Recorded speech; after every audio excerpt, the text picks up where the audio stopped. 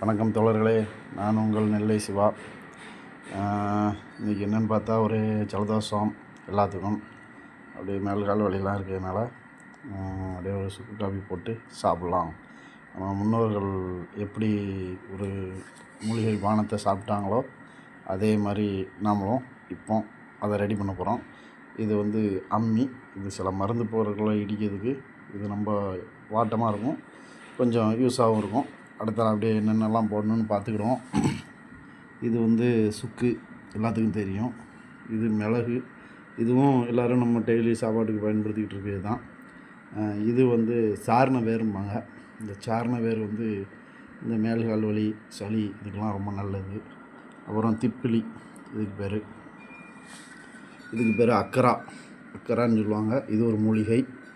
இது சித்தரத்தை. இது சளிக்கு ரொம்ப ஒரு நல்ல ஒரு மருந்து. முன்னோர்கள் தினமும் பயன்படுத்திகிட்டு இருந்த ஒரு இது. இப்போ இது எல்லாத்தையும் நம்ம இந்த அம்மியில் வச்சு ஒன்று ஒன்றா நல்லா நைஸாக இடிக்க போகிறோம். இடிச்சிட்டு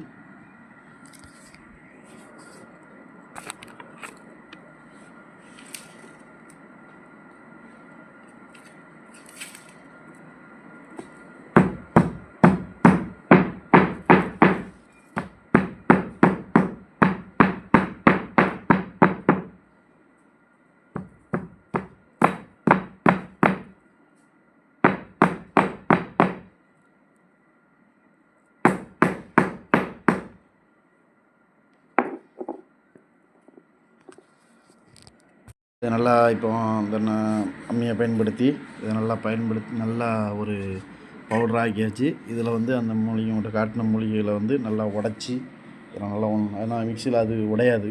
அதனால் அந்த அம்மியில் வச்சு உடச்சி இப்போ மிக்சியில் போட்டு நல்லா திரித்து ஃபைன் பவுடர் ஆக்கியாச்சு. நம்ம சுக்கு காப்பி வாங்கி செஞ்சு குடிக்க வேண்டியது தான். பாக்கி குடித்து சளியெல்லாம் போய்க்கிடுவோம். நீங்களும் இதை பார்த்து தெரிஞ்சு வச்சுக்கிடுங்க. நன்றி தோழர்களே.